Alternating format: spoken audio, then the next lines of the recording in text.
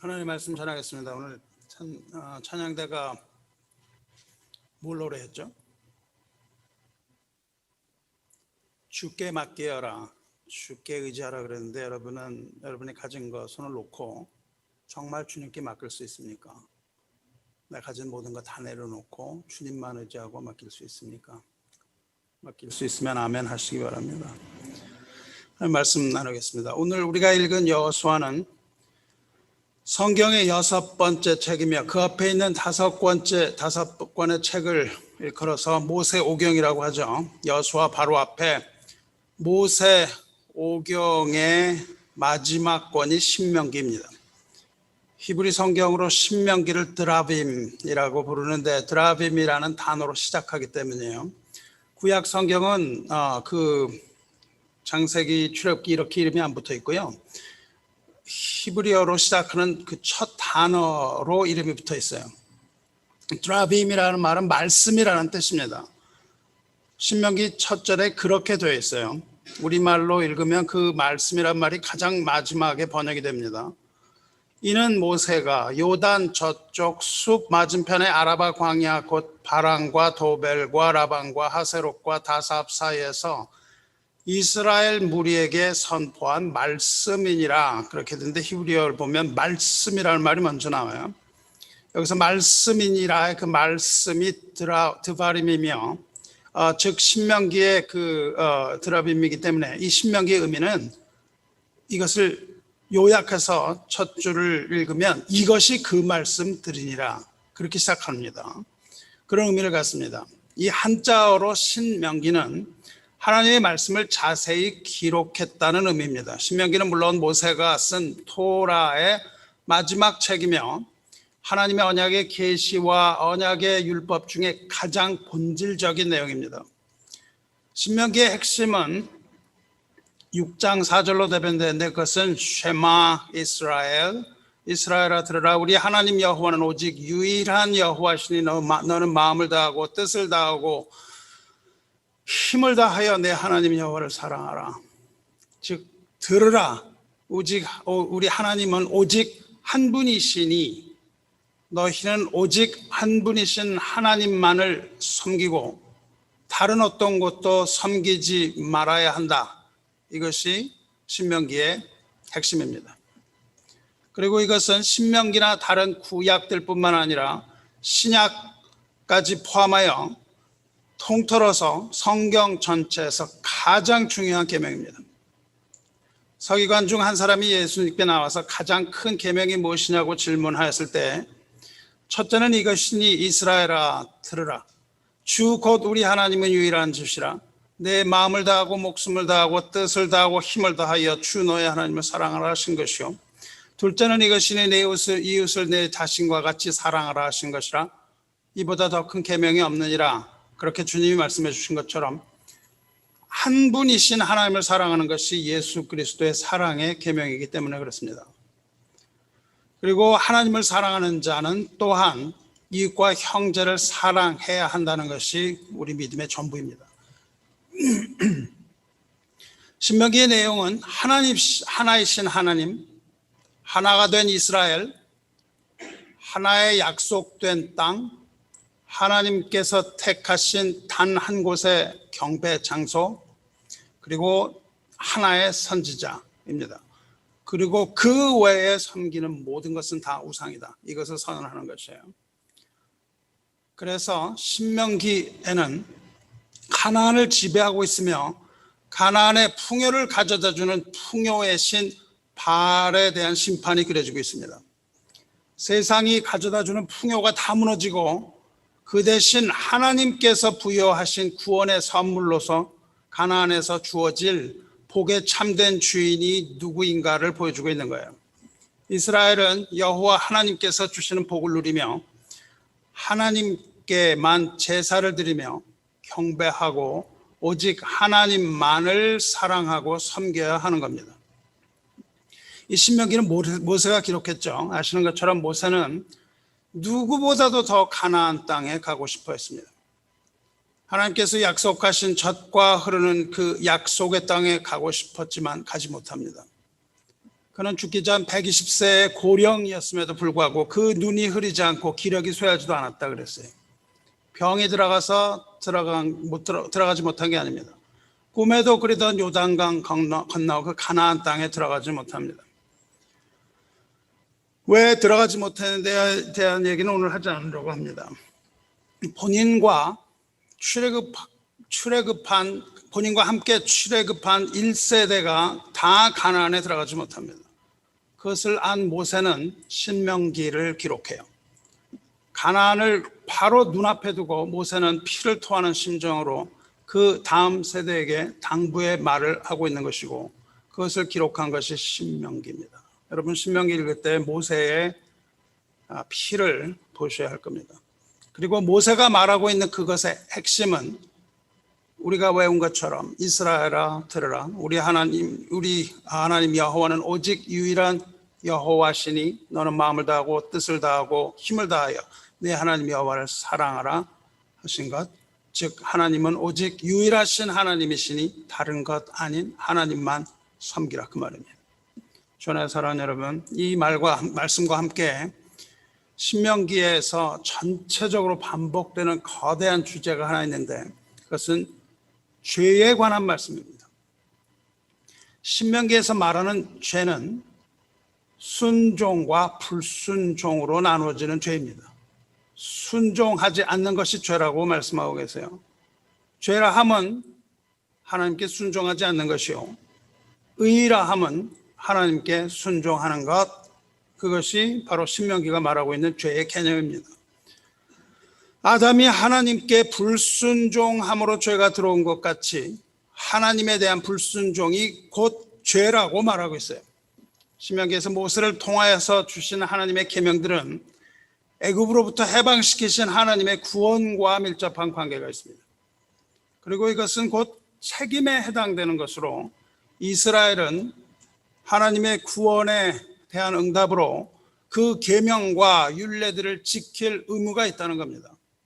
왜냐하면 이스라엘은 하나님의 보배로운 백성이요, 하나님의 거룩한 백성이요, 하나님의 이름을 두신 하나님의 백성이 되었기 때문에 이 백성은 나의 백성이라고 하시면서 그 의무를 지어주고 계세요. 그러므로 선택받은 하나님의 백성이 하나님을 떠나서 다른 신을 섬기면 그들은 곧 멸절된다. 그것이 바로 이 말씀이 바로 시종 일관된 그 주된 맥락입니다. 그래서 반복되는 말씀은 하나님의 말씀을 청종하고 하나님의 율례를 지키면 복을 받을 것이나 만일 돌아서서 하나님을 반역하면 저주를 받을 것이다. 계속해서 그것이 반복되고 있습니다. 7장을 보면 9절에 그런즉 너는 알라, 오직 내 하나님 여호와는 하나님이시요 신실하신 하나님이시라. 그를 사랑하고 그의 계명을 지키는 자에게는 천대까지 그의 언약을 이행하시며 인애를 베푸시되 그를 미워하는 자에게는 당장에 보응하여 멸하시나니 여호와는 자기를 미워하는 자에게 지체하지 아니하시고 당장에 그에게 보응하시느니라. 그런즉 너는 오늘 내가 내게 명하는 명령과 규례와 법도를 지켜 행할지니라. 너희가 이 모든 법도를 듣고 지켜 행하면 내 하나님 여호와께서 내 조상들에게 맹세하신 언약을 지켜 내게 인애를 베푸실 것이라, 이렇게 말씀하죠. 이제 그렇게 말씀을 모두 기록하고 이스라엘 백성을 요단강 앞까지 인도한 모세는 이제 나이가 늙어서 여호수아에게 지휘권을 물려줍니다. 다음 세대에게 모든 것을 물려주기 바로 직전에 또 다시 동일한 말로 오직 하나님만을 사랑하고 하나님을 섬기며 하나님의 말씀에 순종할 것을 간곡한 마음으로 신신당부합니다. 보라, 내가 오늘 생명과 복과 사망과 화를 내 앞에 두었나니 곧 내가 오늘 내게 명령하여 내 하나님 여호와를 사랑하고 그 모든 길로 행하며 그의 명령과 규례와 법도를 지키라 하는 것이라. 그리하면 내가 생존하며 번성할 것이요 또 내 하나님 여호와께서 내가 가서 차지할 땅에서 내게 복을 주실 것입니다. 그러나 내가 만일 마음을 돌이켜 듣지 아니하고 유혹을 받아 다른 신들에게 절하고서 그를 섬기면 내가 오늘 너희에게 선언하노니 너희가 반드시 망할 것이라. 너희가 요단을 건너가서 차지할 땅에서 너희의 날이 길지 못할 것이니라. 내가 오늘 하늘과 땅을 불러 너희에게 증거를 삼노라. 내가 생명과 사망과 복과 저주를 내 앞에 두었은즉 너와 네 자손이 살기 위하여 생명을 택하고 내 하나님 여호와를 사랑하고 그의 말씀을 청종하며 또 그를 의지하라. 그는 내 생명이시요 내 장수이시니 여호와께서 내 조상 아브라함과 이삭과 야곱의 주리라고 맹세하신 땅에 내가 거주하리라. 이렇게 이야기해요. 이 말을 마친 후에 모두가 모인 앞에서 모세는 노래를 부릅니다. 이것을 우리는 모세의 노래라고 하는데, 모세는 두 번의 노래를 불러요. 두 번의 노래를 부른 것 중에 두 번째 노래입니다. 모세가 첫 번째 부른 노래는 출애굽기 15장에 나옵니다. 홍해바다 앞에서 하나님의 구원을 목도한 후에 하나님이 구원의 하나님이시며 또한 하나님께서 이루신 위대한 일과 그리고 장차 이루어질 일을 찬양하는 노래였습니다. 그 노래는 구원의 기쁨과 승리의 노래였어요. 그리고 이제 이 노래는 모세가 그 하나님께서 약속하신 땅 가나안에 들어가지 못하고 광야에서 죽기 바로 전에 부른 두 번째 노래로서 모세의 유언과도 같은 마지막 노래입니다. 모세는 이 노래를 부르기 전에 이 노래를 이스라엘 자손들에게 가르쳐서 대대로 기억하며 그들의 입으로 부르게 하라고 그렇게 당부합니다. 이제 하나님의 은혜로 너희가 저 강 건너 땅에 들어갈 텐데 그 가나안에 들어가더라도 이 노래의 내용을 결코 잊지 말라는 겁니다. 가나안에 들어가면 너희가 아름다운 땅을 차지할 것인데, 그리고 너희가 너희 손으로 짓지 않은 우물물을 마실 것이고 너희 손으로 짓지 않은 그런 집을 얻게 될 것이고 너희가 먹어서 배부르게 될 것이고 너희의 소유가 풍부하게 될 것인데, 그런데 너희는 그렇게 배부르고 풍부하게 된 후에 너희 하나님을 잊어버리지 말라. 이 당부입니다. 내 마음이 교만하여져서 내 하나님 여호와를 잊어버릴까 염려하노라. 이렇게 얘기해요. 그리고 노래는 굉장히 길어요. 굉장히 긴데 그 모세의 찬양의 노래를 나름대로 정리해 보면 이렇습니다. 한번 따라해 보시기 바랍니다. 저를 따라하세요. 기억하라. 우리 하나님 아버지는 든든한 반석이시며 우리를 눈동자같이 보호하시고 독수리가 날개로 새끼를 엎는 것처럼 우리를 그 날개 업어 인도하셨도다. 그러므로 하나님의 은혜를 기억하며 아버지의 사랑을 잊지 말고 그 이름을 영원히 찬양하라. 이것이 앞부분입니다. 그렇게 하나님을 찬양하고, 그러나 패역한 백성아, 만일 너희가 하나님을 잊고 하나님의 말씀에 순종하지 아니하며 하나님 아닌 다른 신을 섬기고 귀신에게 제사하면 하나님의 진노의 불이 일어나리니 지옥의 깊은 곳까지 삼킬 것이며 너희가 멸망하리라. 하나님께서 세상을 판단하시는 날이 오리니 그때 너희가 하나님이 하나님이신 줄 알리라. 하나님 외에는 신이 없도다. 그날에 하나님께서 번쩍이는 칼을 갈며 정의를 붙들고 오실 것이며 그 대적들을 멸하실 것이며 하나님을 미워하는 자들과 대적의 우두머리를 치실 것이라. 하지만 내 백성아, 그날에 즐거워하라. 주께서 죽임당한 종들의 피값을 갚아주실 것이며 하나님의 백성을 위하여 속죄하여 주시리로다. 아멘. 이것이 모세의 마지막 노래의 핵심입니다. 하나님만을 사랑하고 하나님만을 섬기라는 간곡한 당부의 노래입니다. 주 안에 사랑하는 성도 여러분, 이 노래는 후손으로 하여금 잊지 말고 그 가슴에 간직하여 부르게 하는 노래입니다. 여러분, 이 노래를 부디 잊지 마시고 오직 하나님 여호와만을 섬기시기를 주님의 이름으로 축원합니다. 모세는 이 노래를 다 부르고 난 후에 이스라엘 12지파를 불러서 하나하나 축복합니다. 그리고 마지막으로 12지파 모두에게 이렇게 말해요. 이스라엘이여, 너는 행복한 사람이로다. 여호와의 구원을 너같이 얻은 백성이 누구냐? 그는 너를 돕는 방패시요 내 영광의 칼이시로다. 내 대적이 내게 복종하리니 내가 그들의 높은 곳을 밟으리로다. 이 말을 하고 난 후에 모세는 느보산에 올라갑니다. 느보산에 올라서 마지막으로 하나님을 만나고 하나님께서 너는 가나안에 들어가지 못하리란 말씀하시고 그리고 가나안에 들어가지 못한 채로 모압 땅에서 죽습니다. 출애굽기의 마지막은 모세의 죽음이죠. 그리고 여기까지로 출애굽의 사건이 마칩니다. 근데 여러분, 여기서 끝이 난 것이 아닙니다. 모세의 토라 5권이 기록되고 끝난 후 그 다음 장 여호수아는 그리고라는 말로 시작됩니다. 출애굽 이후의 사건이 계속된다는 말입니다. 그리고 이제 하나님께서는 여호수아를 세우셔서 가나안 입성이 이루어지게 하는 거예요. 그러니까 어떻게 보면 여호수아는 출애굽기 모세오경의 6번째 책에 해당합니다. 주안의 사랑하는 성도 여러분, 잘 들으시기 바랍니다. 하나님께서는 두 사람의 종을 세우셨어요. 하나는 모세요, 또 하나는 여호수아입니다. 모세에서 여호수아로 넘어가죠.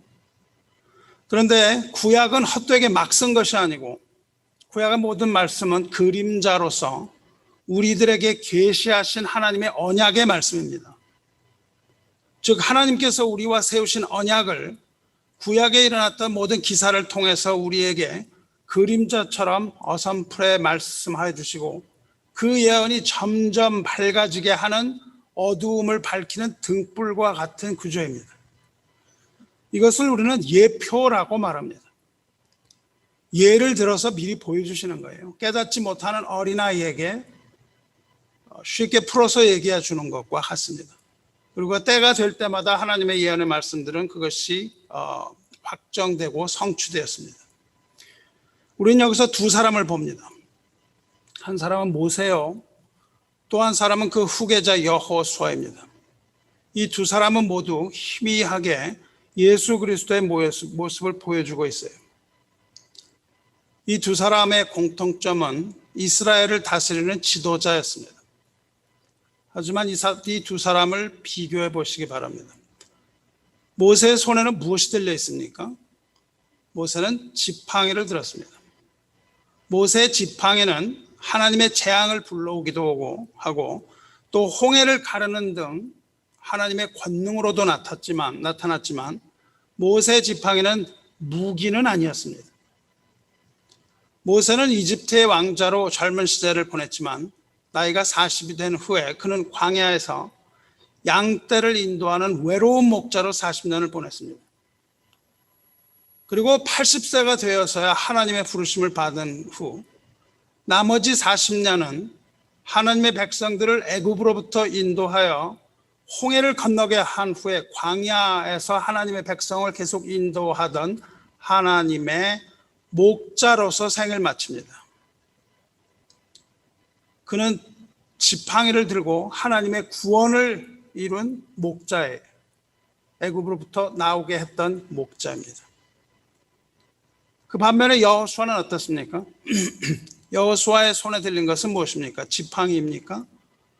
아니죠. 여호수아의 손에 들린 것은 칼입니다. 여호수아는 칼을 들었어요. 그래서 무기입니다. 광야를 지난 이스라엘 백성은 이제 가나안에 들어가게 되는 거예요. 그리고 그 지휘관의 이름은 여호수아입니다. 여호수아와 예수님의 이름은 동일한 이름이에요. 예수님의 이름이 예슈아, 여호수아입니다. 그 뜻은 여호와는 구원이시다, 그 뜻입니다. 모세를 통하여서 방금 구원을 이루신 하나님을 찬양하는 그 이름을 가지고 그 다음에 가나안을 정복하게 돼요. 구원이 일어나고 그 후에는 가나안으로 들어가는 일이 남은 겁니다. 모세는 그 일을 이루지 못했어요. 모세의 지팡이로서 가나안에 들어가지 못합니다. 그리고 하나님께서는 여호수아에게 칼을 쥐어주세요. 가나안을 앞두고 모세가 여호수아로 교체되는 것은 예수님의 두 가지 모습을 보여주고 있습니다. 모세는 여러모로 세상에 오신 초림 예수, 처음 오신 예수님의 모습을 닮았어요. 모세를 통해서 하나님께서 백성들에게 하신 말씀은 나오라입니다. 애굽에서 나오라고 하셨어요. 애굽에서 나온 백성들은 모세를 따라갑니다. 모세는 나와서 나를 따르라고 말했어요. 이 모습은 구원자의 모습입니다. 예수님께서 말씀하십니다. 내가 온 것은 세상을 심판하려 함이 아니요 이 세상을 구원하려 함이로다. 그렇게 말씀하십니다. 모세가 하나님의 백성들을 애굽에서 끌어냈던 것처럼 목자이신 예수님은 우리의 든 양의 이름을 하나하나 불러서 나오라고 하시는 거예요. 그리고 먼저 가시면서 나를 따라오라고 하십니다. 여러분이 주님을 만났을 때 어떻습니까? 주님께서 여러분에게 나오라고 말씀하시는 거예요. 너희의 죄를 회개하고 나오라. 그 죄로부터 나오라고 말씀하시는 겁니다. 죄사함을 얻고 주님을 따라가는 것, 이것이 바로 이 세상에 오신 예수님의 모습입니다. 모세의 모습이에요. 구약에서 그림자로 등장하는 모세의 모습입니다. 그래서 거기엔 어린 양이 나오고 구원이 나오고 홍해를 가르는 일이 나오고 예수님의 모습 그대로 나오고 6월절 어린 양이 죽고 예수께서 어린 양으로 죽으시는 것, 그것이 바로 처음 오신 예수님의 모습이에요. 그래서 신약 성경에서는 모세와 그리스도를 비교하는 장면이 꽤 많이 나옵니다. 예를 들면 히브리서 3장 4절 5절에 모세는 장래에 말할 것을 증언하기 위하여 하나님의 온 집에서 종으로서 신실하였고 그리스도는 하나님의 집을 맡은 아들로서 그와 같이 하셨나니, 모세와 예수님을 비교해요. 그랬던 지도자가 이제 칼을 튼 투사의 모습으로 바뀝니다. 그래서 다시 말해서 여호수아는 모세가 처음 오신 예수님의 모습이라면 여호수아는 이제 재림하실 그리스도의 모습입니다. 심판주로 이 세상에 오셔서 하나님의 나라를 가져오시는 심판주 그리스도의 모습이에요. 예수 그리스도는 칼을 드셨습니다. 여호수아가 서 있는 그 땅은 전쟁의 땅이며 심판주로 오시는 예수 그리스도 또한 전쟁의 땅을 밟고 오시며 그 안에서 이루는 승리의 주님의 모습입니다. 지난 찬양의 밤에 들어오신 분들은 그것을 다 들으셨을 겁니다. 그러므로 여호수아의 키워드는 승리입니다. 재림하시는 예수는 백성과 함께 하나님의 나라를 정복하고 하나님의 나라를 이 땅에 이룩하시는 주님이에요. 그리고 여호수아가 검을 든 것 같이 그리스도의 손에 검이 들려 있습니다. 예수님의 이 모습은 요한계시록에 잘 나와 있습니다. 사도 요한이 pat모섬에서 유배 생활하고 있을 때 주님의 날 주일에 성령에 감동됩니다. 주일에 성령에 감동돼서 주님의 음성을 들어요. 나팔 소리 같은 큰 소리가 뒤에서 들립니다. 그래서 들리는 그 나팔 소리가 무엇인지 알아보기 위해서 몸을 돌려서 뒤를 돌아볼 때 거기에서 주님의 모습을 보게 됩니다. 그때 요한은 먼저 7 금초대를 봐요. 요한이 본 7 금초대는 주님의 교회입니다. 촛대는 하나님의 교회예요. 그리고 주님께서는 그 7 촛대 사이를 거닐고 계세요. 촛대 사이를 거니시는 주님의 모습은 가슴에 금띠를 두르고, 주님께서는 어린 양이기 때문에 머리와 털이 양털같이 또 눈같이 흰 것을 봅니다.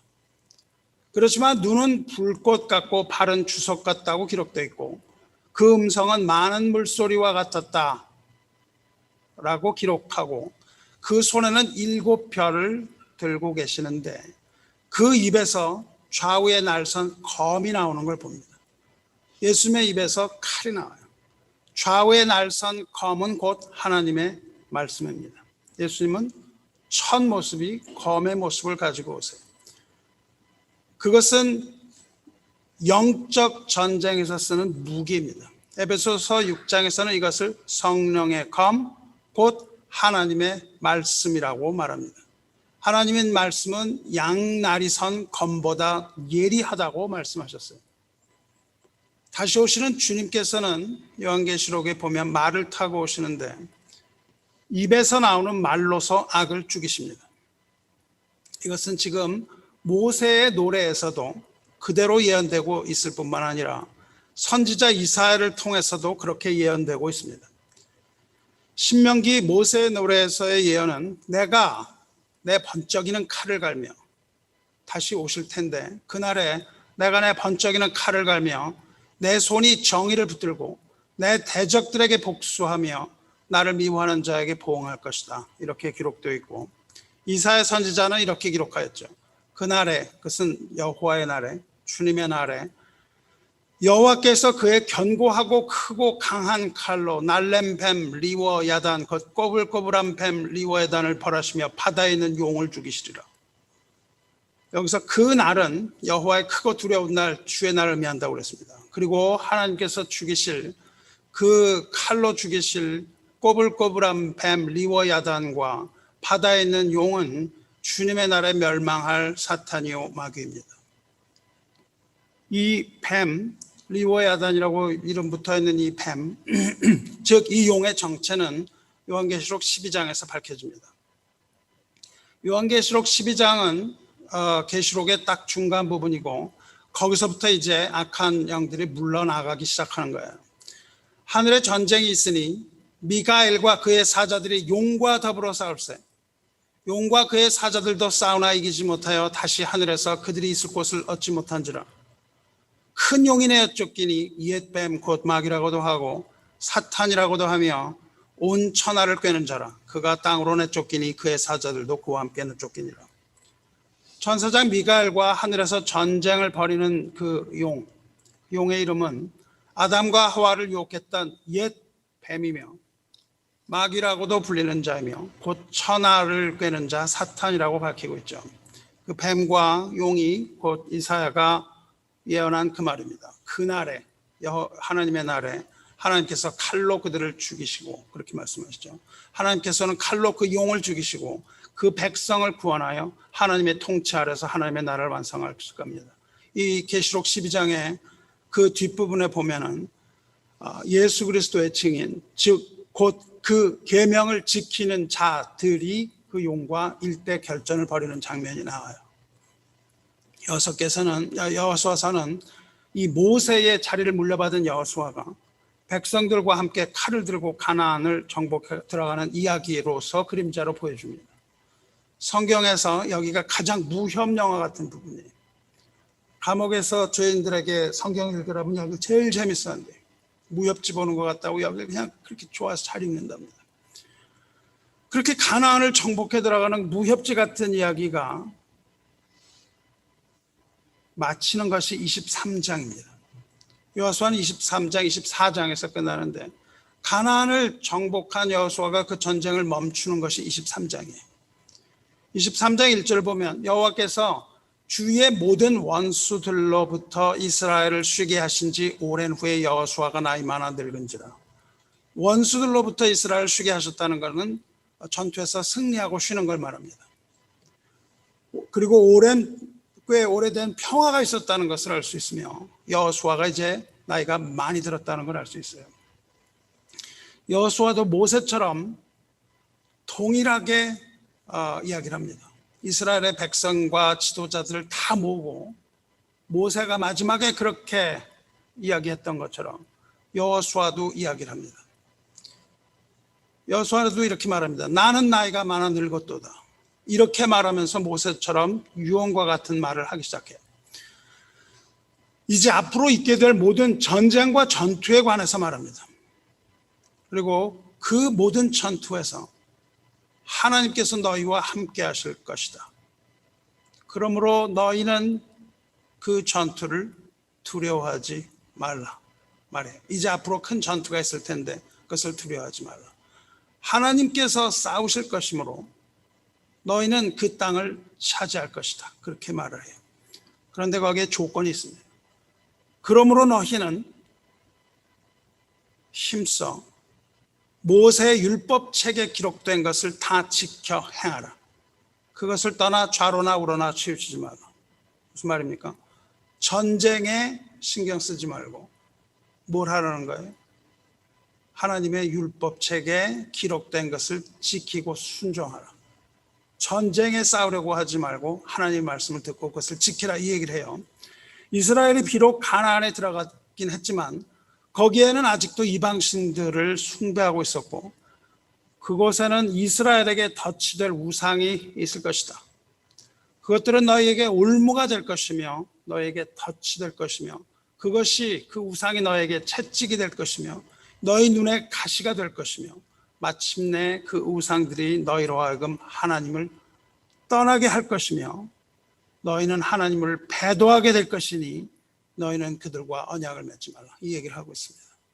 이렇게 말하면서 나는 내 길로 가려니와 너희는 스스로 조심하여 너희의 하나님 여호와를 사랑하라. 그렇게 말합니다. 너희는 스스로 조심하여 하나님 사랑하라. 그리고 16절에서 이렇게 말하죠. 만일 너희가 너희의 하나님 여호와께서 너희에게 명령하신 언약을 범하고 가서 다른 신들을 섬겨 그들에게 절하면 여호와의 진노가 너희에게 미치리니 너희에게 주신 아름다운 땅에서 너희가 속히 멸망하리라. 그리고는 그 신들의 이름조차도 부르지 말라. 그들 중에 들어가지 말라. 그것들을 섬겨서 절하지 말며 오직 너희 하나님 여호와께 가까이 하라. 그렇게 말해요. 저는 사랑하는 성도 여러분, 하나님을 가까이 한다는 게 무슨 말입니까? 왜 이렇게 여호수아는 피를 토하면서 하나님을 가까이 하라고 얘기를 할까요? 가까이 한다는 건 어떤 의미를 갖고 있습니까? 사실 하나님은 어디나 계시기 때문에 언제나 우리와 함께 계십니다. 그렇다면 가까이 한다는 건 뭡니까? 가까이 한다는 건 그 주체가 나에게 있죠. 내가 하나님과의 관계를 가깝게 느껴야 가까운 거 아니겠습니까? 하나님은 언제나 우리와 가까이 계세요. 우리가 하나님께로 가까이 다가가라고 말하는 거 아니겠습니까? 여러분, 만일 여러분이 하나님의 말씀에 순종을 한다면 여러분은 하나님을 가깝게 느끼겠습니까? 아니면 멀리 느끼겠습니까? 여러분이 하나님의 말씀에 순종하지 않고 도망친다면 어떻게 느끼겠어요? 가까운 관계가 되겠습니까? 먼 관계가 되겠습니까? 하나님 말씀하시는데 돌아보고 있다면 그것이 가까운 관계입니까? 먼 관계입니까? 또 여러분이 하나님 아닌 것을 하나님보다 더 좋아한다면, 그래서 그것에만 정신을 뺏기고 있다면 그것이 여러분 하나님 가깝게 여기는 겁니까? 아니면 멀리 여기는 겁니까? 하나님의 말씀에 순종하지 않고 하나님 아닌 다른 것을 좋아한다면 의도적으로 도망을 가는 겁니다. 부모가 부르는데 도망을 가는 거예요. 이것이 하나님을 가까이 하라는 말의 참 의미입니다. 여러분, 우리가 뭘 믿는다는 건 뭘 의미합니까? 우리가 뭘 믿는다는 것은 그것을 의지하는 것 아니겠습니까? 우리에게는 각각 의지하는 것이 있습니다. 돈을 의지하는 사람이 있습니다. 사람이 있는 게 아니라 우리가 거의 다 그렇죠. 그걸 의지하죠. 또 어떤 사람은 힘 있는 사람이 어떤 곤란한 문제 해결해 줄 수 있을 거라고 생각합니다. 내가 가진 학력이 장래를 약속하는 것 같아서 학력을 의지하기도 하죠. 이렇게 사람마다 의지할 무엇인가를 가지고 있어요. 여러분과 저는 의지하고 하는 뭐가 있다고요. 내가 가지고 있는 것 때문에 이거가 있으면 괜찮을 거다 생각을 해서 우리 온 힘을 다해서 그것을 열망합니다. 그리고 그것을 추구해요. 내가 지금 하고 있는 거, 여러분이 하고자 하는 그거를 추구하는 이유가 뭔지 곰곰이 생각해 봐야 되겠죠. 그런데 더 곰곰이 생각해 보면 그렇게 우리가 의지하고 있는 그것이 바로 우리가 믿는 신입니다. 그것을 믿음이라고 하는 거예요. 내가 의지하고 있는 신이에요. 그런데 하나님은 위대한 창조주이시면서 능력을 가지신 분이에요. 그렇다면 우리가 하나님을 믿는다는 것은 곧 하나님을 의지하는 것을 말하는데, 하나님을 의지한다고 말하면서 하나님 아닌 다른 것을 동시에 의지한다면 하나님께서는 그것을 뭐라고 말씀하시겠습니까? 하나님께서는 그것을 우상 숭배라고 말하시는 거예요. 내가 하나님을 의지한다고 하면서 다른 어떤 것을 또 의지하는 거죠. 여러분 어떻습니까? 오늘 여러분에게 두렵고 떨리는 일, 큰 일이 생기면 여러분은 과연 하나님만 의지할 수 있습니까? 아니면 다른 것도 의지해야 합니까? 하나님만 의지하면 뭔가 안 될 것 같지 않아요? 기도는 하지만 뭔가를 해야 될 것 같지 않습니까? 다시 말해서 여호와 하나님 한 분 가지고는 안 될 것 같아서 뭔가 딴 일을 먼저 도모하면서 뭔가 다른 것을 의지하지 않습니까? 생각해 보세요. 맞지 않아요? 여러분 그렇게 하지 않습니까? 에이, 하나님만 믿어서 되겠어? 이렇게 말은 안 합니다. 하나님만 믿는다고 얘기하지만 하나님만 믿어서 되겠어? 이렇게 생각하면서 뭔가 부족하기 때문에 뭔가 다른 보험을 들어둬야 되지 않겠습니까? 심지어 세상 사람들은 이렇게 보험 들어두는 행위를 똑똑하다고 말하고 그렇게 하는 사람은 대처하는 능력이 있다고 말해요. 투자를 할 때도 야, 한 군데 다 몰아서 투자하면 어떻게 분산을 해야지. 좀 가능성이 높은 거, 안전한 거, 금 다 섞어서 분산해서 투자를 해야지. 한 군데 몰아서 투자하면 어떡하냐? 이것을 포트폴리오라고 부르죠. 그것을 잘하는 사람은 아주 재정관리를 잘하는 사람이라고 얘기해 줍니다. 이러면서 나누어서 투자하는 거 똑똑하다고 하고 하나님만 의지하면 어리석다고 말합니다. 그래서 하늘은 스스로 돕는 자를 돕는다는 말이 있습니다. 근데 여러분, 우리 하나님은요, 스스로 돕는 자를 도우시는 것이 아니라 스스로 도울 힘이 없는 사람, 돕고자 해도 도울 힘이 없는, 아무 힘도 없는 사람을 더욱 도우시는 하나님입니다. 내가 의인을 부르러 온 것이 아니요 죄인을 불러 회개시키러 왔노라 말씀하셨고요. 건강한 자에게는 의사가 쓸데없고 병든 자라에게만 쓸데가 있다 그렇게 말씀하셨어요. 또 너희가 맹인되었다라면 죄가 없으려니와 본다고 하니 너희 죄가 그대로 있느니라 말씀하세요. 주님은 오직 아무 힘도 없고 세상의 밑바닥에서 절망하는 자녀들, 그 자들을 불쌍히 여기시고 부르짖는 자에게 구원의 팔을 내미시는 분입니다. 하나님을 믿는 사람은 다른 어떤 걸 의지하지 말아야 돼요. 물론 이것은 뭐 아무것도 하지 않고 골방에 앉아서 기도만 하라 그런 말은 아닙니다. 방구석에 앉아서 기도하라 그것이 아니고요. 하나님의 인도하심에 따라서 우리에게 주어진 일, 그것들을 묵묵히 그리고 성실히 부지런히 행함이 당연히 필요합니다. 그러나 우리는요, 무엇을 할지라도 그 중심은, 그 다른 일을 한다 할지라도 그 중심을 하나님에게만 향해야 된다는 거예요. 오직 하나님만을 의지해야 된다는 거예요. 다른 그것을 의지해서는 안 된다는 겁니다. 여러분의 믿음을 확인하는 방법 한 가지를 알려드리겠습니다. 우리가 어떤 걸 믿는다면, 이게 나에게 어떤 무엇을 준다라는 것을 믿으면 그것을 얻을 때, 그것을 생각할 때 마음이 편해집니다. 만일 여러분이 손에 쥔 많은 돈을 생각할 때, 그런 돈이 들어올 때 기분이 좋아지고 마음이 편안해진다면 여러분은 돈을 믿는 겁니다. 어떤 사람이 도움을 줄 때 안도의 한숨이 나오고 편안해진다면 그 사람 의지하는 거예요. 그래서 여러분, 저 사람은 좋은 사람이야. 그 좋은 사람이라고 할 때 기준이 뭡니까? 정말 저 사람이 좋은 사람입니까? 아니죠. 나에게 잘해주는 사람은 좋은 사람입니다. 반대로 만일 그것을 잃어버린다고 생각할 때 여러분에게 두려움이 오면 그것도 여러분이 그것을 의지하는 거예요. 내가 일단 돈이 없어지면 어떡하지? 내가 노후에 이거 다 없어지면 어떡하지? 의지하고 있는 겁니다.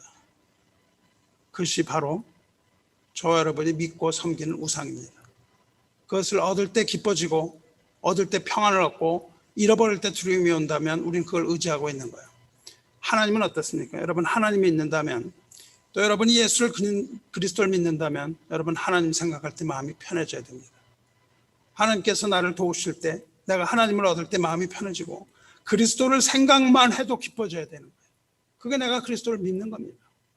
만일 하나님을 잃는다고 생각할 때 여러분에게 두려움이 있습니까? 내가 이것을 잃어버리면 정말 어떻게 할 거죠? 이 두려움이 있습니까? 그것은 곧 하나님을 믿고 의지한다는 뜻이에요. 이것이 나에게 끊어졌을 때 오는 그 두려움, 이것이 있냐고요. 그것이 바로 하나님과 가까이 하고 있다는 증거입니다. 우리가 기가 막힐 웅덩이에 빠져서 하나님께 기도할 때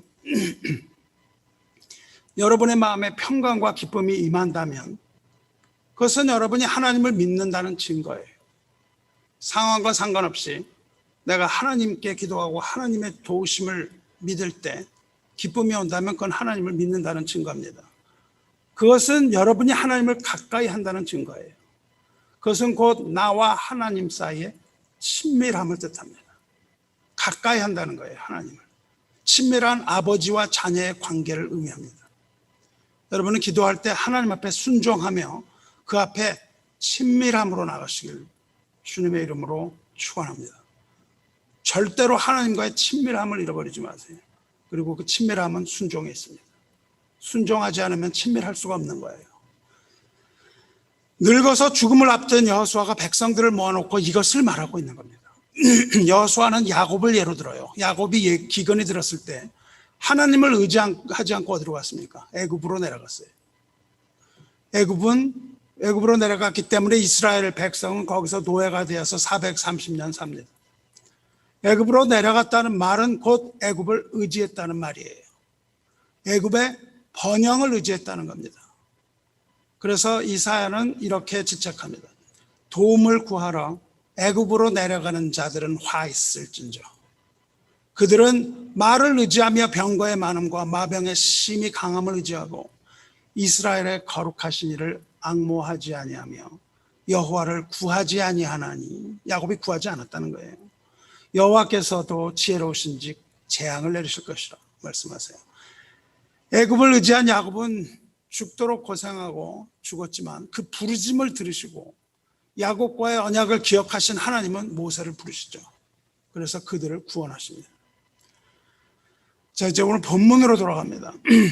잘 들으시기 바라요. 14절에 그러므로 이제는 여호와를 경외하며 온전함과 진실함으로 그를 섬기라. 너희의 조상들이 강 저쪽과 애굽에서 섬기던 신들을 치워버리고 여호와만 섬기라. 이 유대인들을 히브리인이라고 부릅니다. 히브리인이라는 것은 강을 건넌 자들이란 뜻이에요. 무슨 강을 건넜습니까? 그 우상의 강을 건너온 자들이란 뜻입니다. 이제껏 얘기해왔던 것처럼 여러분이 애굽에서 섬기던 모든 풍요의 신을 치워버리고 여호와만 섬기시기 바랍니다. 그리고 15절 말합니다. 만일 여호와를 섬기는 것이 너에게 좋지 않게 보이거든 너희 조상들이 강 저쪽에서 섬기던 신인들이든지 너희가 거주하는 땅에 있는 아모리 족속의 신들이든지 너희가 섬길 자를 오늘 택하라. 이렇게 말해요. 만일 하나님만 섬기지 못하겠거든, 하나님만 섬기지 않고 그들도 함께 섬겨야 되겠거든, 지금 둘 중에 하나 택하라는 거예요. 소속을 분명히 하라고 말합니다. 그리고는 자기 소속을 얘기합니다. 오직 나와 내 집은 여호와를 섬기겠노라 말해요. 여러분 어떻게 결단하겠습니까?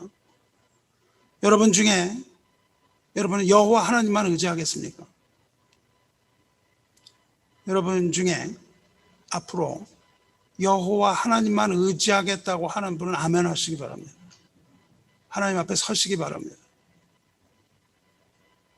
그렇다면 이스라엘 백성들은 어떻게 했겠습니까? 그 말을 듣고 여러분처럼 했습니다. 우리가 결단코 여호와를 버리고 다른 신들을 섬기기를 하지 아니하오리니 이는 우리 하나님 여호와께서 친히 우리와 우리 조상들을 인도하여 애굽 땅 종되었던 집에서 올라오게 하시고 우리 목전에서 그 큰 이적을 행하시고 우리가 행한 모든 길과 우리 같이 나온 모든 백성들 중에서 우리를 보호하셨으며 여호와께서 또 모든 백성들과 이 땅에 거주하던 아모리 족속들을 우리 앞에서 쫓아내셨습니다. 그러므로 우리도 여호와를 섬기리니 그는 우리 하나님이시니이다. 이스라엘 백성들은 입을 모아서 다른 신 섬기지 않겠다고 하며 우리도 오직 여호와 하나님만 섬길 것이라고, 여호와가 우리의 하나님이라고 그렇게 호언장담합니다. 여러분도 아멘 하셨습니다. 근데 여러분 여기에 대해서 여호수아가 뭐라고 했는지 아십니까? 너희는 여호와를 섬기지 못할 것이라 그렇게 말합니다. 놀랍지 않습니까? 너희가 여호와를 섬기지 못할 것이고 너희가 섬기지 못하기 때문에 하나님께서는 너희의 잘못과 죄들을 사하지 않을 것이다. 이렇게 폭탄 선언을 해요. 그렇게 하겠다고 하는 사람한테. 출애굽 후에 백성들은 이처럼 자기 맹세를 잊고 말았던 적도 있기 때문에 이들의 결단 이루어질 수 없다고 그렇게 얘기를 합니다. 그랬더니 또다시 소리 높여 맹세합니다. 우리가 여호와를 섬기겠나이다. 그래요. 그러니까 여호수아가 다시 말합니다. 너희가 여호와를 택하고 그를 섬기라 하였으니 스스로 증인이 되었느니라. 그래요. 너희가 2번이나 그렇게 말했지. 그렇다면 너희가 너희 말의 증인이다. 그렇게 말해요. 그러자 백성이 우리가 증인이 되었나이다. 그렇게 말합니다. 여호수아가 말합니다. 그러면 이제 너희 중에 있는 이방 신들을 치워버리고 너희의 마음을 이스라엘 하나님 여호와께 향하라. 그랬더니 우리 하나님 여호와를 우리가 섬기고 그의 목소리를 우리가 청종하리다 말합니다. 그날 여호수아는 백성과 이렇게 언약을 다시 맺습니다. 정말 하나님만 섬길 것이냐? 그렇습니다. 너희가 그러지 못할 거야. 우리가 섬기겠습니다. 너희가 증인이다. 여기까지 나왔어요. 이렇게 언약을 맺고 여호수아는 그날 율례와 법도를 제정하고 그날 있었던 모든 말씀을 하나님의 책에 기록합니다. 그 사람이 했던 모든 일들을 기록해요. 그리고 그 기록을 우리가 오늘 읽은 겁니다. 율법책에 이 모든 걸 다 기록한 후에 여호수아는 큰 돌을 가져와요. 반석을 가져와서 하나님의 성소 옆에 상수리 나무 아래 세웁니다. 그리고 백성에게 말합니다. 이 돌이 우리에게 증거가 되리니 이는 여호와께서 우리에게 하신 모든 말씀을 이 돌이 들었습니다. 그런즉 너희가 너희 하나님을 부인하지 못하도록 이 돌이 증거가 되리라. 이 말을 한 후에 백성을 돌려보내고 여호수아는 110세 생을 마감합니다. 이것이 여호수아의 유언입니다. 주안에 사는 성도 여러분, 여기서 돌은 무엇입니까? 돌은 곧 예수 그리스도를 말하는 거예요. 건축자의 버린 돌이 모퉁이의 머릿돌, 즉 교회의 기초석이 되었으며 물이 나온 그 반석은 곧 그리스도라고 고린도전서에서 정의하고 있습니다. 그 돌은 반석은 곧 그리스도라 그 말입니다. 사람에게는 버림바가 되었으나 하나님께서는 택하심을 입은 보배로운 산돌이신 예수라고 말했어요. 여호수아와 그 백성들의 언약은 백성들이 자신이 증인인 동시에 돌이신 예수 그리스도께서 그 증인이 되시는 거예요. 여러분도 지금 아멘 하신 분은 스스로 증인입니다. 그리고 이 말씀을 들으신 예수 그리스도께서 여러분의 증인이에요. 하나님만을 섬기겠다는 말을 들으신 이 돌이 들으리라 했거든요. 여러분과 저는 이제 모두 하나님의 심판대 앞에 섭니다. 그 증인은 심판대 앞에서의 증인이에요. 그때 하나님께서는 우리 죄를 심판하실 겁니다. 무엇으로 심판하신다고요? 우리가 누구를 섬겼는가가 기준이 되는 겁니다. 믿음으로 심판하시는 거예요. 누구를 섬기는가가 곧 믿음이거든요. 그 믿음으로 심판하시는 거예요. 누구를 믿었느냐고 물으시는 겁니다. 그 답변에 따라서 증인을 세우시는 겁니다. 그 첫 번째 증인은 여러분입니다. 내가 그렇다고 고백했으면 아멘이면 여러분이 증인이에요. 증인은 자기 자신입니다. 그렇게 말한 사람도 자신이고 그것을 지키지 않고 우상을 섬긴 자기 약속을 어긴 자도 자신이기 때문에 그렇습니다. 그런데 한 사람의 증인으로 부족합니다. 내가 그렇게 했다고 해서 되는 게 아니에요. 증인은 반드시 2사람 이상 세우는 것이 하나님의 법입니다. 또 한 사람의 증인이 누구입니까? 또 하나의 증인은 곧 산돌이신 그리스도세요. 심판주로 오실 그리스도께서 증인입니다. 그리고 그리스도를 믿는 믿음이 우리를 하나님의 심판대에서 구하는 겁니다. 왜 이들이 하나님을 섬기지 못했을까요? 왜 너희가 섬기지 못한다고 그랬겠습니까? 그것은 그들이 아직도 우상을 가지고 있었기 때문이에요. 우상을 손에 쥐고 내가 여호와만 섬기겠나이다 그렇게 말했기 때문입니다. 마음속에 있는, 그들의 마음속에 있는 우상의 그림자가 언젠가 우상의 실체가 되어서 다시 본 모습을 드러낼 것이고 그들이 그 앞에 무릎 꿇게 될 것이기 때문에 여호수아가 그렇게 말한 겁니다. 그래서 여호수아는 이렇게 말합니다. 너희가 섬길 자를 오늘 택하라, 그렇게 말하는 거예요. 내일 하겠다고 하는 것이 아니라 오늘 택하라고 말합니다. 바로 이 시간, 우리도 이 시간 그것을 선택해야 되는 거예요. 주님을 믿는 건 이 시간밖에 없습니다. 내일은 없는 거예요. 우리에게 그러한 내일은 없는 겁니다.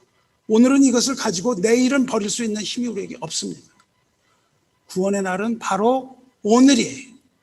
다시 어느 날을 정해서 오늘이라고 미리 같이 이르렀을 때, 오늘 너희가 그의 음성을 듣거든 너희 마음을 완고하게 하지 마라 말씀하세요.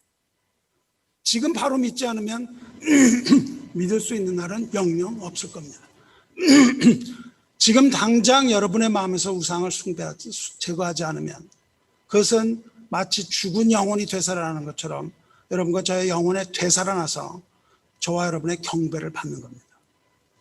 여러분의 영혼에서 지금 당장 오늘 우상을 제거하시기 바라요. 이제 말씀 맺기 전에 여호수아를 본받아서 저와 언약을 맺으세요. 사랑하는 성도 여러분은 여러분의 마음에서 여러분이 믿고 섬기는 우상을 제거하고 오직 여호와 하나님만을 섬기기 바랍니다. 하나님의 말씀에 절대 순종하고 하나님만을 의지하시기 바랍니다. 만일 이 말에 동의하지 않아도 좋습니다. 이 말에 동의하지 않는다면 여러분이 무엇을 섬길지 여러분의 가슴에 손을 얹고 결정하시기 바랍니다. 나는 하나님만을 섬길 것인가?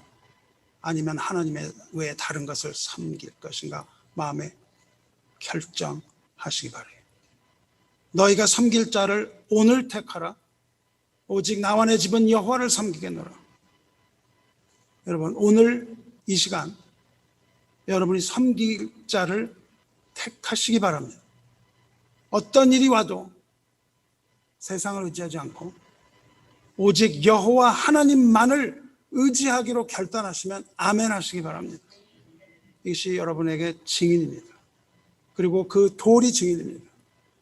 여러분 아멘 하셨지만 미안하지만 여러분은 하나님을 능히 섬기지 못할 것입니다. 그리고 여러분의 잘못과 죄들을 하나님께서 사해 주지 않을 겁니다. 다시 묻습니다. 여러분은 어떤 일이 와도 여호와를 의지하고 섬기실 겁니까? 그렇게 결단하신 분은 다시 한번 아멘 하세요. 여러분이 그렇게 말씀하셨으니까 여러분이 증인입니다. 제가 뭘 하자는 게 아니라 여호수아를 그대로 따라한 거예요. 그리고 여기서 모든 것을 보고 들으시는 우리 주님 예수 그리스도께서 증인이십니다. 여러분은 훗날 주님의 날이 이를 때 하나님의 심판대 앞에서 이것에 관하여 증언해야 됩니다. 내가 나를 믿었느냐? 예수님 말씀하세요. 인자가 올 때에 믿음을 보겠느냐? 말씀하셨어요. 그때 여러분 말씀하셨습니다. 해야 됩니다. 내가 스스로 증인입니다. 그리고 예수님께서 나의 증인이 아닙니까? 이렇게 해야 됩니다. 말씀 맺겠습니다. 우리는 아주 혼란스러운 시대에 살고 있습니다. 언제 어떤 일이 터질지 모르고 인생을 걸어가는 것이 아주 사람판 같은 세상에 살고 있어요. 오늘은 이러한 세상이지만 내일은 언제 어떤 일이 터질지 모르는 그러한 살벌한 세상을 살아가고 있습니다. 그러한 세상에서 우리를 구원할 것은 아무것도 없습니다. 세상에 어떠한 큰 재물도 우리를 구원하지 못합니다. 세상에 어떤 좋은 이념도 우리를 구원하지 못합니다. 제도도 구원하지 못합니다. 우리에게 주어지는, 우리가 가지는 그러한 노후 대책도 우리를 구원하지 못합니다. 우리를 구원할 것은 아무것도 없습니다. 세상에 믿을 것은 아무것도 없습니다. 특히 나는 나 자신을 믿는다는 말 따위는 하지도 마십시오.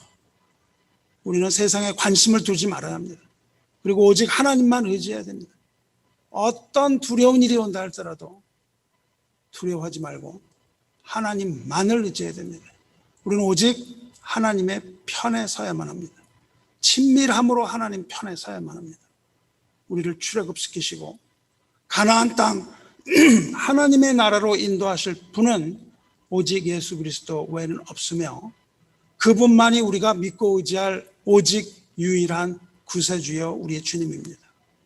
세상의 모든 우상을 여러분 마음에서 깨뜨리시고 여러분의 생각을 다 하나님 앞에 내려놓고 오직 여호와 하나님만을 섬기고 의지함으로 기쁨이 넘치고 은혜가 넘치는 하나님의 자녀로서의 삶을 영위하시고 하나님 나라에서 영생하는 그런 복된 성도 되시기를 주님의 이름으로 축원합니다. 함께 기도하겠습니다. 은혜로우시고 자비로우신 하나님 아버지, 하나님의 은혜와 사랑에 감사드리나이다. 하나님 감사합니다. 부족한 죄인이지만 주여 은혜로서 살려주시니 감사합니다. 하나님, 오늘 말씀이 여기 모인 이 자녀들의 삶 가운데 생수와 양식이 되게 하여 주시옵소서. 점점 살기가 어려워지며 혼탁하고 두려우며 악한 이 세대에서 하나님의 말씀이 등불이 되어 어두운 세상길을 비추게 하여 주시고 그 가운데 하나님의 백성들이 갈 길을 찾게 하여 주시옵소서. 우리가 숨을 수 있는 곳, 우리가 은신할 수 있는 피난처를 주시는 분도 하나님이시며 또한 우리가 숨었던 곳을 무너뜨려서 그곳에서 나와서 하나님께 가까이 갈 수 있게 하시는 분도 하나님이심을 믿습니다. 하나님의 은혜와 사랑이 흐르는 강물을 따라 걸을 때 그 좌우에 과실을 맺는 나무들로 가득하게 하셔서 우리의 병이 치유되고 생수가 흐르게 하여 주시옵소서.